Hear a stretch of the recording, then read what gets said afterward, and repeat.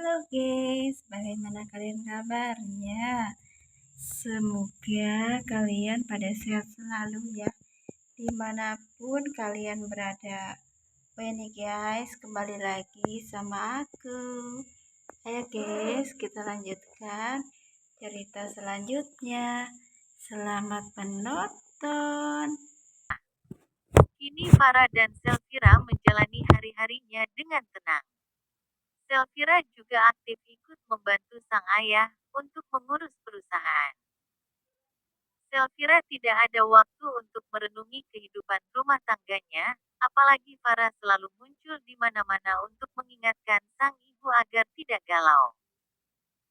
Bocah perempuan itu juga selalu menghibur Selfira, sehingga Selfira seolah lupa dengan kesedihan juga kenangannya bersama Arvin. Pagi ini keluarga Prameswari berkumpul untuk sarapan bersama, terlihat Tuan Anggara duduk di kursi kepala keluarga. Di samping kirinya ada Nyonya Ambar, sedangkan di sebelah kanan, ada Selfira dan Farah yang duduk. Farah sayang, kamu mau ikut sama Grandpa ke perusahaan?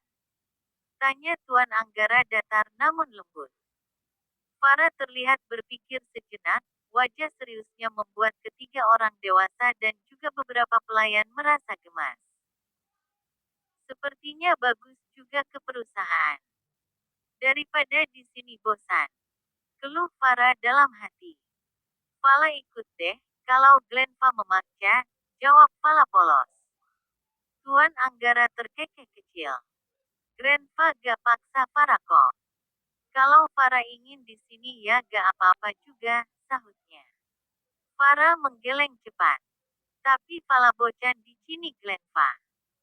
Fala cuman lihat paman-paman itu latihan, ujar Farah jujur. Baiklah. Farah ikut, tapi janji jangan nakal di sana ya. Sahut Selfira lembut. Bukannya Farah ingin masuk sekolah ya, sayang? Tanya Nyonya Ambar. Mata Farah membulat sempurna, dengan cepat dia menggeleng. Fala tidak mau sekolah, Fala udah pintal Glenma, tolaknya. Mata Farah membulat sempurna, dengan cepat dia menggeleng. Fala tidak mau sekolah, Fala udah pintal Glenma, tolaknya. Ya kali. Mau sekolah 2 kali. Aku udah lulus gelar Profesor Cuk. Teriak Farah. Ketiga orang dewasa itu mengerutkan keningnya. Loh, kenapa Farah gak mau sekolah? Gimana nanti Farah menjalankan perusahaan kalau Farah gak sekolah? Tanya Nyonya Ambar lembut. Walaupun Fala gak sekolah, Fala bisa kok memajukan perusahaan Glenva menjadi lebih bikel lagi, sahut Farah sombong. Tuan Anggara dan istrinya serta yang lainnya hanya terkekeh. Mereka pikir, Farah hanya membual. Farah sayang, kamu harus sekolah ya. Nanti Grandpa cari sekolah yang bagus, sahut Tuan Anggara lembut. Farah menghela napasnya, kemudian mengangguk pasrah. Resiko berada di tubuh seorang bocah 3 tahun. Gerutu Farah dalam hati. Tuan Anggara tersenyum sambil mengusap kepala sang cucu, lalu menatap putrinya. Bagaimana dengan sidang perceraian kamu, Fira? Tanya Tuan Anggara datar. Selfira meneguk air minumnya, lalu meletakkan gelas tersebut. Hari ini adalah sidang mediasi Pak. Tapi kata Pak Anwar, Fira gak perlu menghadiri agar cepat diproses, jawab Selfira tenang. Tuan Anggara mengangguk. Bagus. Lebih cepat, lebih baik. Papa tidak ingin kamu berhubungan dengan bajingan itu lagi, dan jika dia ingin bertemu Farah, jangan beri izin. Papa tidak sudi, jika bajingan itu bertemu dengan cucuku, ujar pria parubaya itu panjang lebar. Selfira mengangguk, meski terdengar kejam. Namun, Fira paham dengan perasaan kedua orang tuanya yang sakit hati karena perkataan Arvin tempo hari. Ayo sayang, kita berangkat ke kantor. Ajak Tuan Anggara pada sang cucu. Farah mengangguk, kemudian turun dari kursinya. Selfira menggandeng tangan sang putri, lalu melangkah bersama mengikuti Tuan Anggara. Ketiganya masuk ke mobil mewah berwarna hitam. Mobil tersebut melaju keluar gerbang diikuti beberapa pengawal. Di sebuah gedung pengadilan agama, seorang pria berusia 29 tahun dengan wajah kusut sedang menunggu seseorang.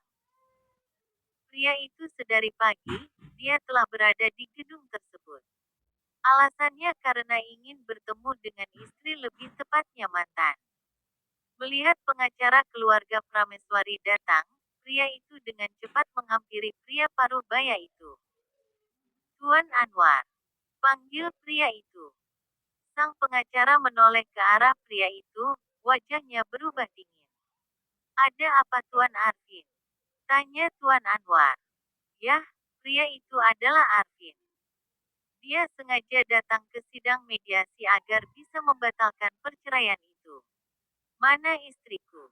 Apa Selfira belum datang? Tanya Arvin menggebu-gebu. Ingin sekali pengacara itu memukul kepala Arvin yang tidak tahu malu. Apa tadi? Istri.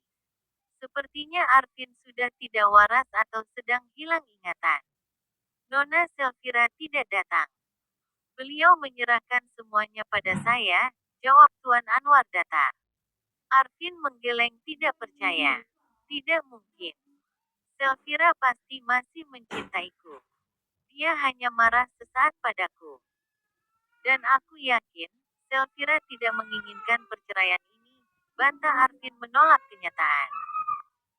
Dia pasti akan datang dan akan kembali rujuk padaku. Ucap Arvin percaya diri. Tuan Anwar mendengus dingin. Sepertinya, Anda terlalu banyak bermimpi Tuan Arvin. Nona Selfira tidak akan datang, dia mempercayakan perceraian ini padaku.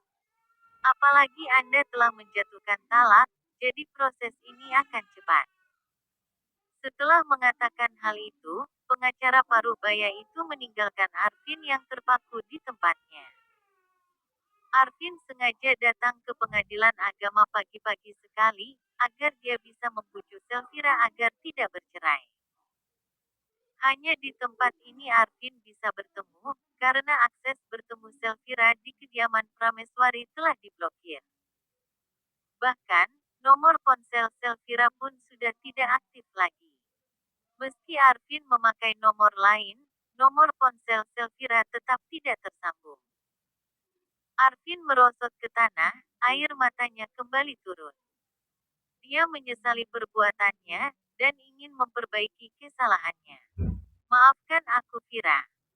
Aku mohon kembalilah padaku, gumam Arvin dengan wajah menyedihkan.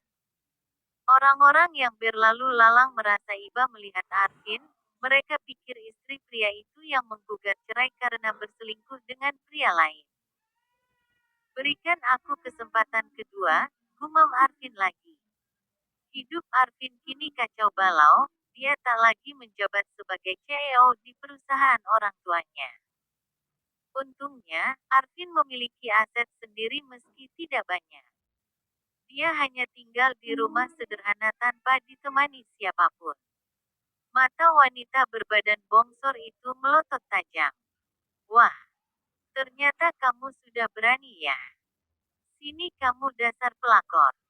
Grab. Dengan cepat wanita berbadan besar itu menarik rambut panjang wanita tersebut, membuat sang empunya meringis kesakitan. Lepaskan sialan. Teriak wanita tersebut. Plak, plak, buk, bruk. Wanita berusia 29 tahun itu diberi tamparan dan juga sebuah tendangan, membuatnya terjatuh. Ah! Amarah memegangi perutnya yang terasa sakit, tiba-tiba dia berteriak kencang membuat teman satu selnya terkejut. Wah! Bos gawat, sepertinya pelakor ini sedang hamil.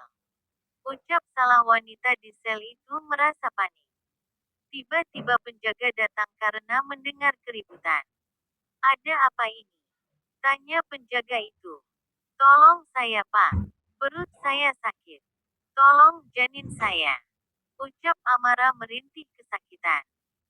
Penjaga tersebut membukakan pintu sel, Noel, dia segera memanggil rekannya agar membawa Amara ke klinik yang ada di kepolisian.